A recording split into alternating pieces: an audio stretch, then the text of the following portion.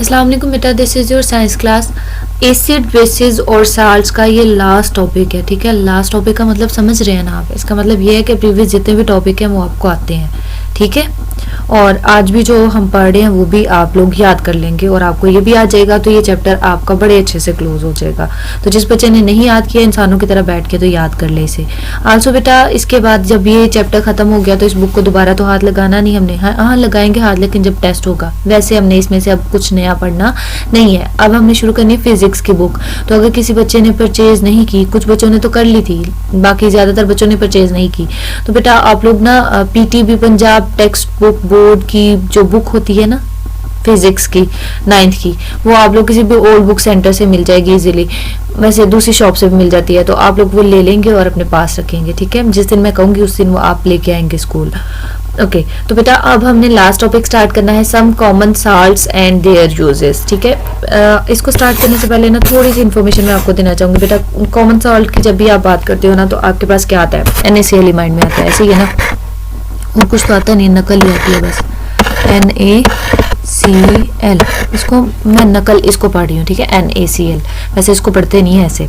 Sodium chloride है हमारे पास। ये जो सोडियम क्लोराइड है ना बेटा, इसकी ना फर्दर हमसे अक्सर ही क्वेश्चन पूछा जाता है कि क्या साल्ट का कोई फायदा है? मतलब ठीक है, टेस्ट तो मिलता है, इसके अलावा कुछ और हम इससे बना सकते हैं? तो ऑफ कोर्स बेटा हम बना सकते हैं।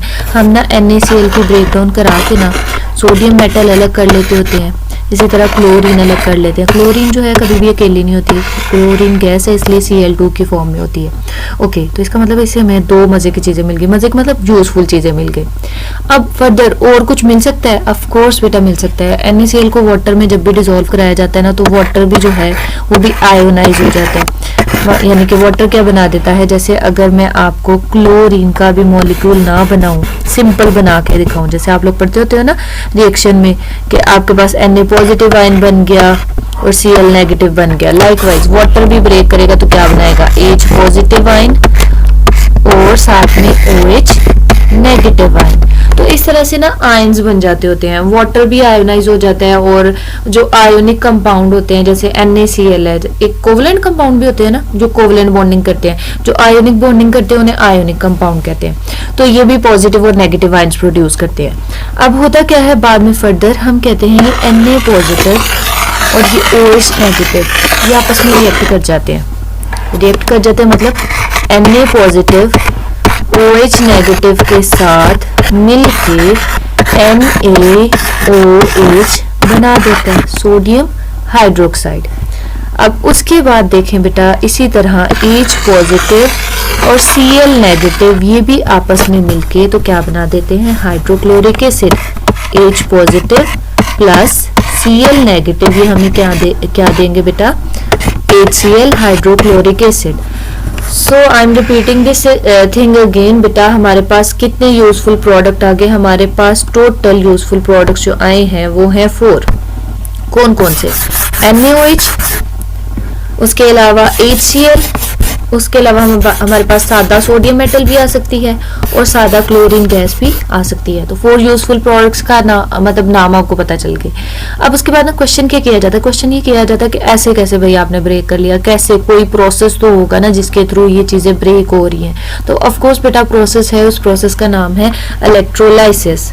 Electrolysis electrolysis. कहीं पे भी साइंस में मतलब फिजिक्स केमिस्ट्री बायो कहीं में भी बेटा लाइसिस आ जाए ना, तो उसका मतलब आपने समझ लेना है लाइसिस का मतलब होता है ब्रेक डाउन करना। क्या मतलब होता है? ब्रेक डाउन करना। इलेक्ट्रो मतलब इलेक्ट्रिसिटी, यानी इलेक्ट्रिसिटी यूज करते हुए NaCl की लाइसिस कराई जाएगी, ब्रेक डाउन कराई जाएगी। इलेक्ट्रोलाइसिस की डिटेल हम नहीं करेंगे, ये आप लोग 9th में फर्दर बहुत डिटेल में करेंगे, मजे का टॉपिक है। अब हम आ जाते हैं बेटा दोबारा टॉपिक पे। अभी हमने देखा कि इलेक्ट्रोलाइसिस करके, इलेक्ट्रोलिसिस भी पढ़ते हैं इसको, इलेक्ट्रोलिसिस करके हमने NaCl से 4 प्रोडक्ट्स ऑब्टेन कर ले। अब हम ना साल्ट्स की प्रॉपर्टीज देखने लगे कि साल्ट्स की प्रॉपर्टीज होती क्या है। साल्ट्स आयनिक कंपाउंड्स होते हैं और आयनिक कंपाउंड्स आयंस बना रहे हैं, तो इसका मतलब इलेक्ट्रिसिटी भी कंडक्ट कर सकते हैं। बेटा कैसे कैसे कंडक्ट कर सकते हैं? आयनिक कंपाउंड ऐसे पड़े होंगे तो कंडक्ट नहीं कर सकते, लेकिन जब वो मोल्टन स्टेट में मतलब पिघले हुए हों या फिर पानी के अंदर डिसॉल्व किया हो तो फिर वो उनके अंदर से करंट पास कर जाता है। Salts are hard, salts hard होते हैं, ब्रिटल होते हैं, क्रिस्टलाइन सॉलिड्स होते हैं। जैसे साल्ट घर में है उसको भी ऑब्जर्व करो ना, तो वो भी आपको लगता है कि हार्ड है, ब्रिटल है और क्रिस्टलाइन शेप में है। और क्रिस्टाइन लगता है, ठीक है। उसके बाद लास्ट पे लिखा है most salts are water soluble, क्योंकि साल्ट भी पोलर होते हैं और वाटर भी पोलर होता है, तो पोलर में सॉल्युबल होता है, डिसॉल्व हो जाता है, हल हो जाता है। Okay, salts as a fertiliser में सबसे पहले जो मेन साल्ट आता है ना वो अमोनियम नाइट्रेट ही आता है। अमोनियम नाइट्रेट का फॉर्मूला है NH4NO3, ठीक है। अमोनियम नाइट्रेट आए ना तो एंड पे हमेशा यही दिखता है, ठीक है। अमोनियम है तो ये अमोनिया से बनता है, तो बेसिकली बेटा ये जो अमोनियम नाइट्रेट है ना ये अमोनिया और नाइट्रिक एसिड HNO3, अमोनिया का फॉर्मूला आता है किसी को? खुद से पूछो, नहीं आता। NH3, अमोनिया का फॉर्मूला क्या है? NH3 और HNO3 ये दोनों आपस में मिलते हैं और क्या बनता है? अमोनियम नाइट्रेट बनता है, ठीक है। अब ये जब रिएक्शन हो रहा होता है तो रिएक्शन कैसे होता है? एक कंटेनर में क्या करते जाते हैं, मतलब अमोनिया और नाइट्रिक एसिड को मिला के तो अमोनियम नाइट्रेट बनाते जाते हैं और पास में बाकी साल्ट्स की भी फर्दर हम कहते हैं प्रोडक्शन कराई जाती है। जैसे ये बाकी साल्ट्स दिखाए हुए हैं ना, इन साल्ट्स की प्रिपरेशन भी कुछ इसी तरीके से होती है, ठीक है। अब वैसे अब हम डिटेल में पढ़ते हैं ये करते क्या है। अमोनियम नाइट्रेट साल्ट जो है बेटा इसको यूज करते हैं एज ए फर्टिलाइजर्स किस लिए डालते हैं? फर्टिलाइजर इसलिए डालते हैं ताकि ग्रोथ अच्छी हो, ठीक है, प्लांट हेल्दी रहे, इस चीज के लिए हम लोग फर्टिलाइजर्स को यूज करते हैं। ओके, उसके अलावा हम कहते हैं कि अमोनियम नाइट्रेट को ही क्यों यूज किया जाता है इसके अंदर, क्योंकि अमोनियम नाइट्रेट जो है वो वाटर में सॉल्युबल है और उसके अलावा हमारे पास ना इसको पैदा कराना भी चीप होता है। अमोनिया गैस को और नाइट्रिक एसिड को आपस में मिला हो तो थोड़ा सस्ता होता है ये काम, तो इस वजह से हम कहते हैं कि हम फर्टिलाइजर्स में मोस्टली अमोनियम नाइट्रेट को यूज करते हैं। अब बेटा एक एमसीक्यू पूछा जाता है, एमसीक्यू ये पूछा जाता है कि कौन सा ऐसा एलिमेंट है जो कि फर्टिलाइजर्स में लाजमी पाया जाता है, मतलब आपको मिलता ही मिलता है, तो वो है नाइट्रोजन। क्या है? नाइट्रोजन, क्योंकि नाइट्रोजन ही रिस्पॉन्सिबल होता है ग्रोथ के लिए और हेल्थ को मेंटेन कराने के लिए, ठीक है। तो अमोनियम नाइट्रेट एक फर्टिलाइजर है, ठीक है, और इसके अंदर मेन एलिमेंट है नाइट्रोजन। ये प्लांट्स की ग्रोथ को अच्छा करता है, हेल्थ को अच्छा करता है, वाटर में सॉल्युबल होता है और चीप भी होता है। अब अमोनियम नाइट्रेट को कैसे प्रोड्यूस कराते हैं? हम कहते हैं अमोनिया और नाइट्रिक एसिड का आपस में रिएक्शन कराते हैं, ठीक है, और इस रिएक्शन से हमारे पास अमोनियम नाइट्रेट प्रोड्यूस हो जाता है।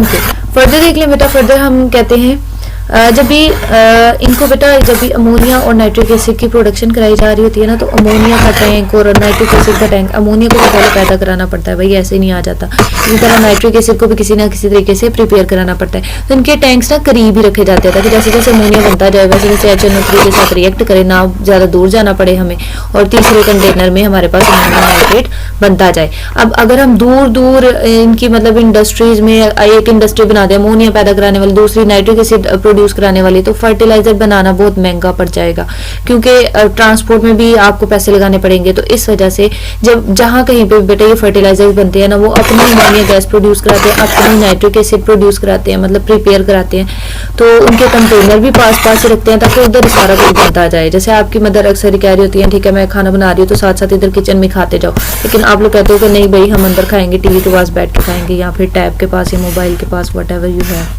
ओके, उसके बाद बेटा कुछ और साल्ट्स के नाम और उनके फॉर्मूला लिखे हुए हैं, इनको लाइट बिल्कुल मत लीजिएगा, ये आते हैं सेंट्रलाइज पेपर में आपके पास, इनके फॉर्मूलाज पूछे होते हैं, तो ये फॉर्मूला आपने याद करने हैं, ठीक है। जैसे कैल्शियम नाइट्रेट का क्या है? कैल्शियम CaNO3 ट्वाइस, ये जो इस तरह ब्रैकेट होती है ना इसको अलग से पढ़ते हैं ट्वाइस।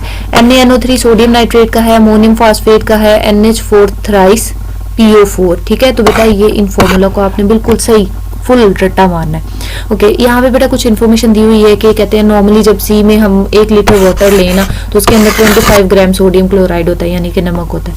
उसके बाद आपको पता है ये क्वेश्चन जो आए हुए थे ना सर आकाश आए हुए थे ना उसमें साइंस एग्जीबिशन पे, तो उन्होंने क्वेश्चन किया था, तो गजन ने आंसर किया था। उन्होंने कहा था क्या आपको पता है कि कोई ऐसा सी जो कि जिसके अंदर साल्ट सबसे ज्यादा अमाउंट में है, मतलब साल्टिएस्ट सी कौन सा है? तो गजन ने आंसर किया था डेड सी। फिर उन्होंने क्वेश्चन किया था कि डेड सी कहाँ पे है, तो आप लोग भी देखिएगा ये कहाँ पे है बेसिकली बेटा ये ना इसराइल और जॉर्डन के बिटवीन है, ठीक है। तो डेड सी के बारे में ये कहा जाता है कि इतना ज्यादा साल्ट है इसके अंदर कि कोई भी इसके अंदर जाता है ना तो वो मतलब डूबता नहीं है, ऊपर मतलब फ्लोट कर रहा होता है, तैर रहा होता है, ठीक है, इसकी प्रॉपर्टी है। उसके बाद है